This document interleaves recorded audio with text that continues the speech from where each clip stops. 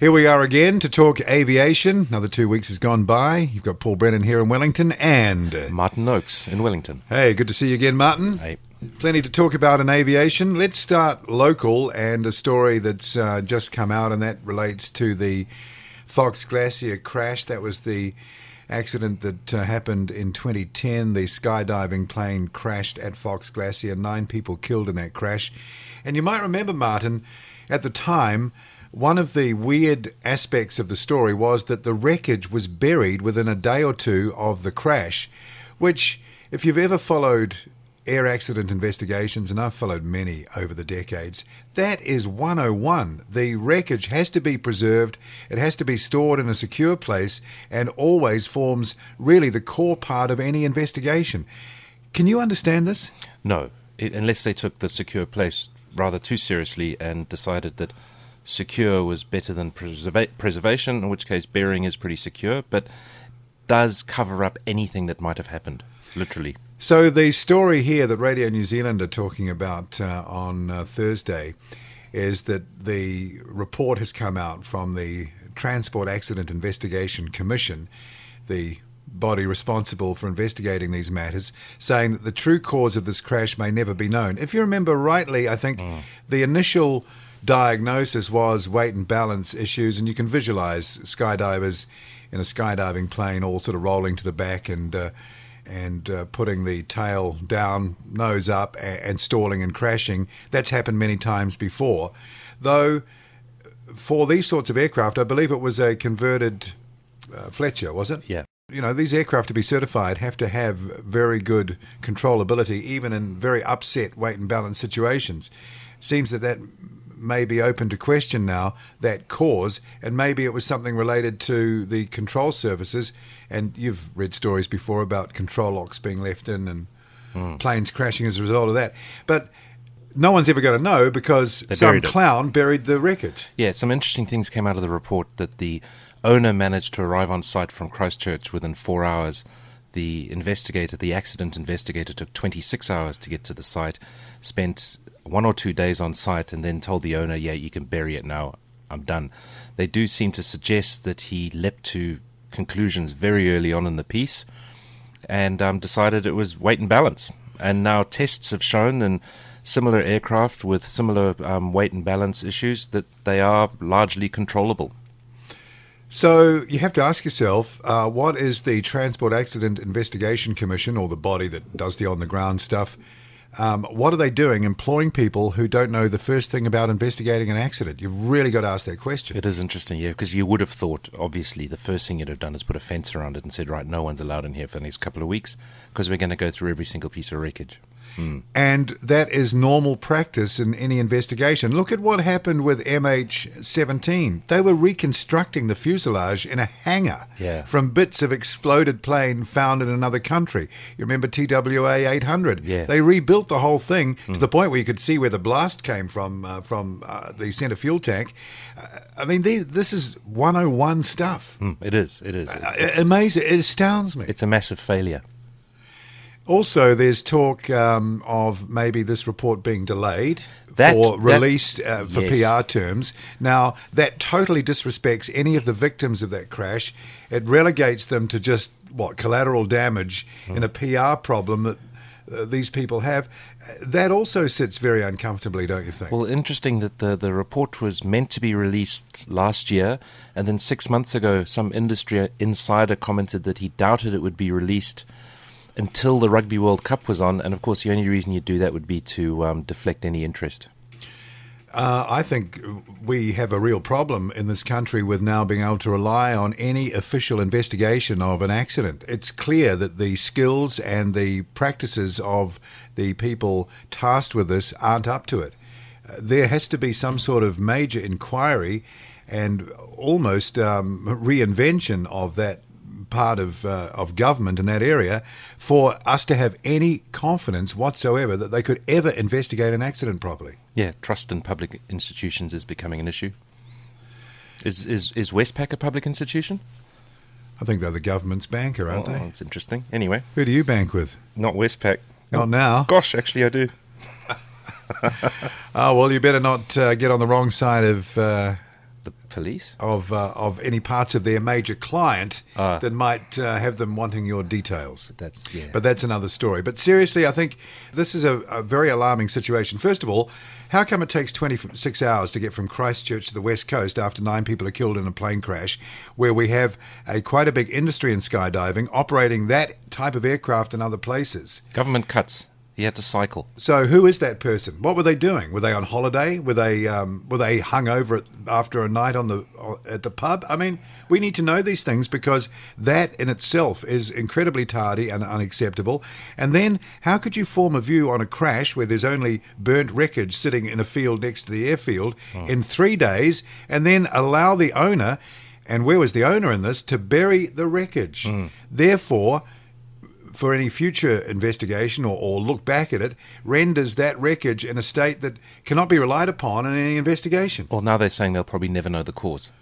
Well, that's a nice way of ending it all, isn't it? Yeah. What a colossal waste of time that all was then. Well, I think the politicians, if we actually have any politicians and not just, people in a particular area of employment, need to look into this, because, can anyone really feel safe to fly? I know that the airlines, they need to do a good job, because public safety is everything. But at an official level, do our people have the skill to unpick or investigate any sort of accident? Based upon this, it would appear not. So what, the A320 crashes at Wellington, what do they do? They push the wreckage into the sea the next day, do they? I mean, that's the same thing, isn't it? Yes. Or bury it in a landfill somewhere. Or is one crash more important than another, which again is another problem? Well, here's the thing. There is a backstory, and we don't have time to go into the details here, of the way that aircraft was modified and signed off. Now, who was responsible for that sign-off? Was it done properly?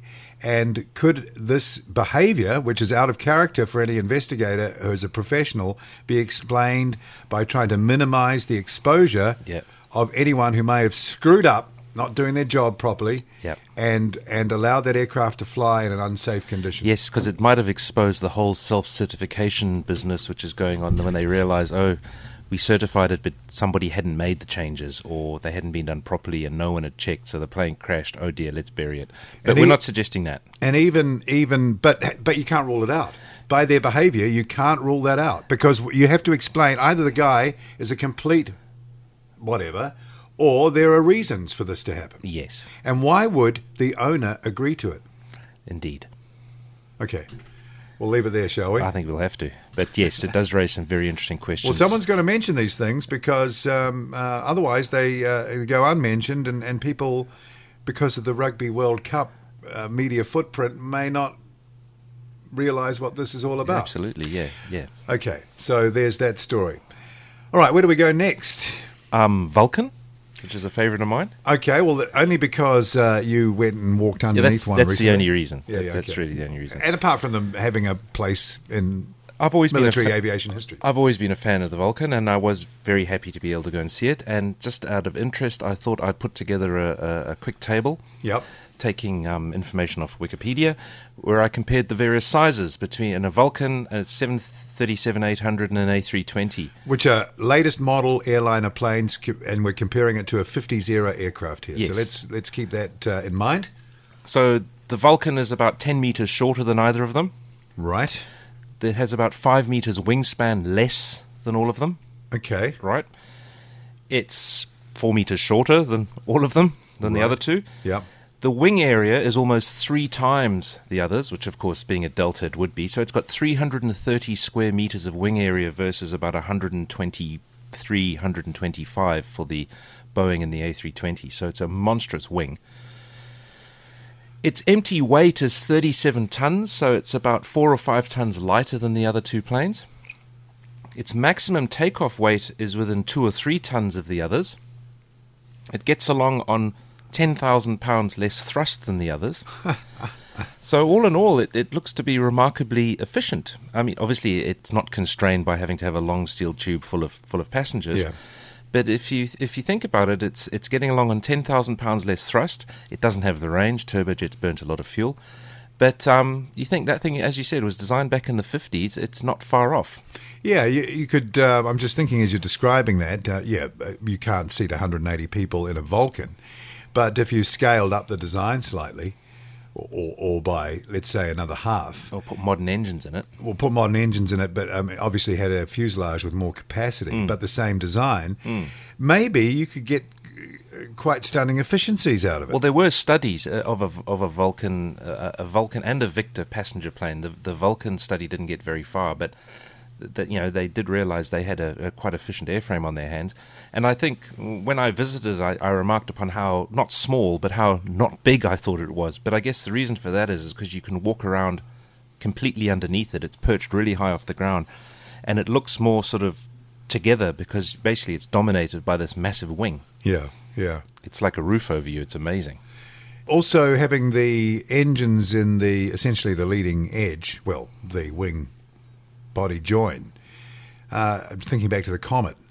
It seems to be quite an efficient way of doing it. Yes. Keeping them out of the airflow, directly out of the airflow. That was one of the reasons. Also, another reason was apparently the engineering required to hang a heavy engine off the wing made the wing very heavy because you had to have a different spar system. Yes.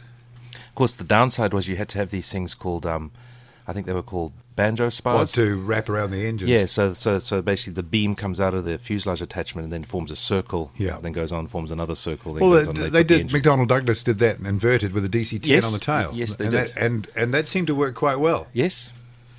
It was strong, So it's just interesting, I thought, for me to realize, having seen the numbers, that it actually is not much smaller than what is actually quite a big aircraft. A320, 737 are quite big, and the Vulcan's right up there. Well, maybe also when you think about future aircraft design, there have been a lot of conceptualized pictures of, wing body sort of type aircraft.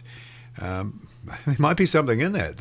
Well, it's going to be very interesting. They could be very good. It's going to be very interesting to see how the just announced long-range supersonic bomber program, which has just been awarded to Northrop Grumman in America. Be interesting to see how that looks. They really need one, do they? Well, you always need bombers, mate, especially after the Russians are showing you up with their Sukhoi 34s. Does that mean that obviously the B-1s are on the way out, aren't they? They're going to the desert now, and they're up 35 years age. Yep. B-52s, well, they're not supersonic, but they can't keep them going forever. They'll keep them around for strategic bombing purposes, I expect. Yeah. When you want to remove an entire mountain range and get the evildoers. Get the job done. Yeah, that's right. With the buff. Yeah. But as opposed to the bone. It's going to be interesting to see how this Northrop Grumman thing looks. I wonder if it's going to look like a big Vulcan made of composites with twin tails. Will it be stealthy? Yes, it's going to have a degree of stealth. Yeah. And it's going to be sort of mid-range supersonic. I think they're talking Mach 1.6 or something. Doesn't this just perpetuate the arms race? Because now the Russians will say, well, we have to have one of those. I know they've already got the, Tu-22 and whatever other planes. They're old, decades old now. Of course, the Chinese are not going to be too happy about that. So really, what does it produce apart from just a new arms race or perpetuating the arms race? Well, now... You should know the answer to this, Martin. Well, I do, and it's got nothing to do with the arms race. It's got to do with national champions and propping up another defence contractor, I expect. So Boeing's got the KC-46 and a whole lot of military satellite projects. Lockheed's got the most expensive fighter plane or military program in the world with the F-35. And now Northrop Grumman have got the $80 billion worth of bomber business. So they reckon the 22 bombers they're buying, the initial batch, is going to cost nearly $600 million each, which is being hailed as a triumph of cost management and engineering, because that's apparently very cheap. Tell that to the people on food stamps. When you looked for Northrop Grumman news, the main stories were about how the major banks were saying that makes Northrop Grumman a buy through to the mid-2020s. Yeah, thanks to the socialised funding of the operation. Yeah. Of course, you can start counting down now, 3, 2, 1. Boeing is going to protest, and so nothing will actually happen for the next 3 or 4 years. Yeah. But, well, it depends on who wins the presidency. If it's Sanders, you'll see half the defence budget being cut over a period of time, and that would be the half that has been officially described as unaccountable. I wonder if a true capitalist system would say, Well, Russia make really good and quite cheap bombers. Why don't we go and buy them from there? Well, if you're outsourcing, if you're in the mind to outsource. Yeah. But they're godless heathens, so Well, there you maybe go. that's an issue. So, you might have to wait till the election to go ahead with that one. Because Yeah, well, I things wonder could if change that the again. time frame of the announcement is so that they can get metal cut and start employing people now, because it'll all come down to industrial capability and employing as many people and early in the program as possible so they don't close it down. And the moment you've got the go-ahead for the next funding tranche, you just start firing people because you don't need them anymore. Here's a question. You build these fancy things and no one else turns up for the fight. Yeah. Well, Then what do you do? You just go and hit them anyway. Of course, that's win-win-win. America is pretty good at this. They reckon one of the reasons Boeing went composite on the 787 was because they were a major subcontractor to Northrop Grumman on the B-2, and large chunks of the B-2 are made of composites, Same way. and that's where Boeing got a lot of its experience. Okay. And so, it's all these trickle down. That's socialism, where the taxpayer pays for this development. That goes against everything. Yeah, but it's all about keeping people free, apparently. So But it doesn't count. well, That's not socialism. If you're buying big guns and keeping people free, When it comes to dealing with the evildoers, there's no socialism. no. You've got to deal to the evildoers. Yeah. Using everything at your disposal. All right. Including socialism. Back home, I see Kiwi Regional Airlines up and running, their little Saab 340A. On the first day, they were weather affected. It's always the way, isn't it? Yeah. You've got this launch date in mind. You think, we've looked at the weather around this time of the year for the last 10 years, and it's a good time to go. Should be good. And then your parade gets rained on. But they managed to get into Queenstown after a delay, I think, at the beginning of the week, Dunedin. And already saying they're going to cut back on that flight because there weren't enough bookings. I think midweek, though, had their service to Hamilton via Nelson, and that seemed to have, I saw a video of them coming off the plane at Hamilton, that seemed to have quite a few passengers, so obviously they're going to find their feet. But I tell you, that's a brilliant little plane to be using around New Zealand. Great planes. You couldn't pick a better aircraft, probably for the acquisition, the reliability, the capability, and the instrumentation. You can get a good, reliable service going with one or two of those things, I would imagine. Yeah, and I think that's what they're going to do. I must admit, when I first saw their schedules, I was quite surprised that they were running that many frequencies from Dunedin to Queenstown. I think they were assuming a lot of people drive, and they could pick up that market because it's, 40 minutes as opposed to 3.5 hours. Yeah. And there's a lot of activity in Queenstown. It's one of the major suburbs of Auckland now. So Well, exactly. So why you'd probably be better off doing a Wellington Queenstown flight or somewhere like that and competing directly. Well, no, on a lower fare. the thing is he will never compete Exactly, directly. 'cause he'll That's get what taken burned out. him last time, and he goes to great lengths. I think they're onto something with that Nelson Hamilton thing. Absolutely, yeah, I think so. That's probably a good one. And as they say, they do have quite good forward bookings on the Nelson and Hamilton route, so good luck to them. Yeah, and he would have done his math, and to have the aircraft and the operation officially approved so quickly without any problems shows that there's some experienced operators there. There are. There must be. And it's a great plane. Yeah. I guess we look out, the obvious sign of things going well is they get another one. Yes, and there's already talk of that, isn't there? They are eyeing a second plane, apparently. Oh, okay. It's interesting when you think about it. Nelson to Hamilton is not a sector you immediately would come to mind in the history of New Zealand aviation. But it could be that the great untapped markets are those sort of rather counterintuitive pairs, like Nelson Hamilton, or like Nelson Gisborne, or Nelson Napier, something like that. Yep. And you can imagine Blenheim Napier because of the wine hookup. Yes. So, yeah. Yeah. Good luck to them, eh? I got to say, Nelson Airport is doing well. They're really benefiting from this regional boom. They've got Kiwi coming through. They've got Jetstar coming through shortly. And I think that they'll probably base their Dash 8s pretty well there because they have that maintenance facility handy to them, which they'll contract to. And, of course, Air Nelson, Air New Zealand subsidiary, based there. They do the ATR maintenance there now. So it's quite a station now. Nelson on a roll. Yeah, they're on a roll. And good luck to them with Kiwi Air. Now, over the last few years of this program, we've been talking about the 787 quite often. The issue of the lithium batteries has come up, not so much recently, but certainly before the aircraft went into service. And you might remember also that Airbus in the A350 development went with, I think, NiCad batteries to avoid the lithium, though they're going to lithium now too. Yep. Now, You were saying that this problem might still be a problem for the Dreamliner, this lithium battery overheat fire thing? There's a very interesting article by a blogger. Her name is Christine Negroni, and you can view her page at christinenegroni.blogspot.com.au. And yes, apparently they do still occasionally smoulder away. And what she finds interesting is that now, because it's in a stainless steel containment area, it's no longer called a fire, it's called a smoke event. And it's just not really being spoken about. But since the last major fire, 2 planes have had to divert due to smoking batteries. So the smoke, doesn't escape from the box? It's vented, so it doesn't escape. It's actively vented, which is apparently better. Away from the cabin, obviously. Well, yeah. But it's in this this containment device. And it seems that the regulators are basically saying, well, as long as it can't burn down the plane, if you have to land to put out a battery fire, that's fine, but we're not going to call it a major event. In fact, one of the events only came to light because the airline involved self-reported. No, sorry, the airline reported it to Boeing, and Boeing then publicly released it. Right. It's because they thought it might be useful for other operators to know.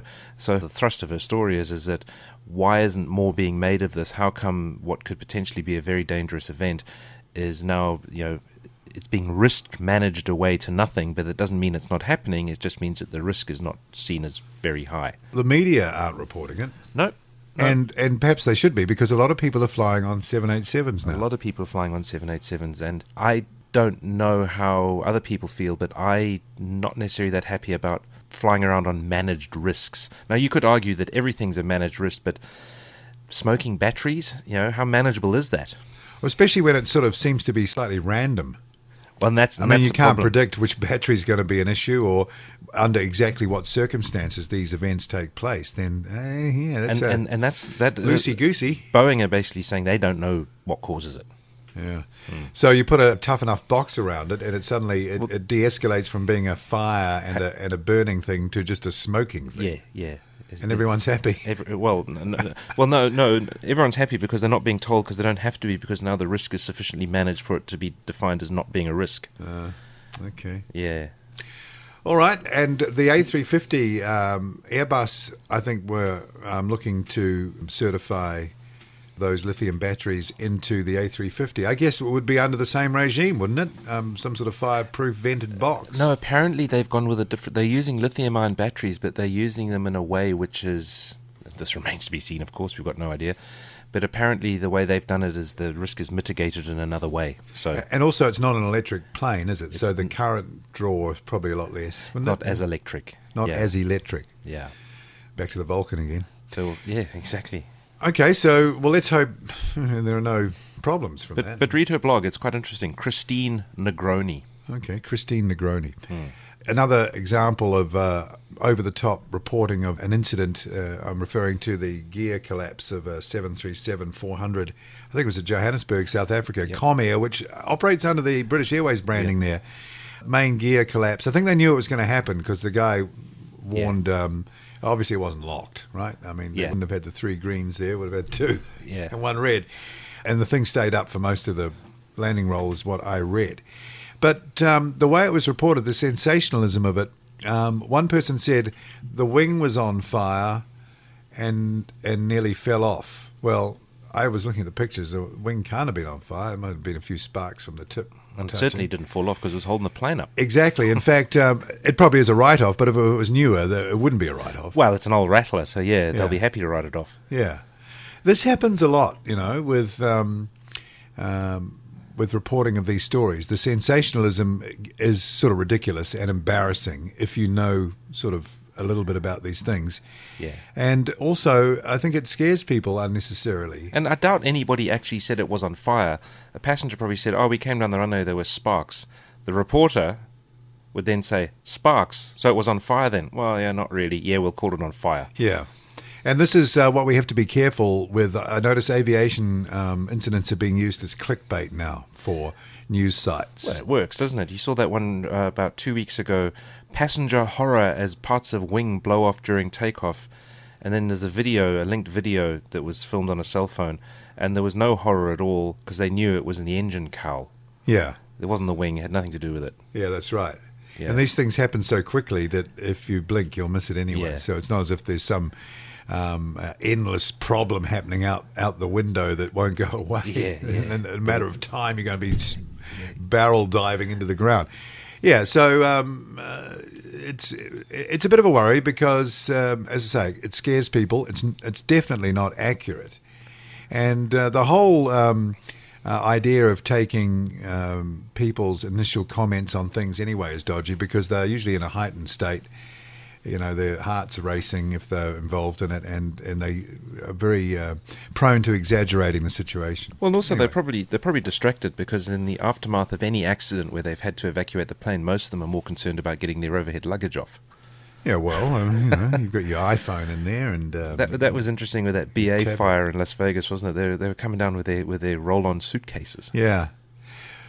Well, if there was an opportunity, I've thought about this before, if there was an opportunity in an evacuation and you had stuff that you didn't want to lose and you thought you could sort of get away with it, you'd probably grab it, actually. You probably would. I mean, even leaving jewellery on going down one of those things is dodgy.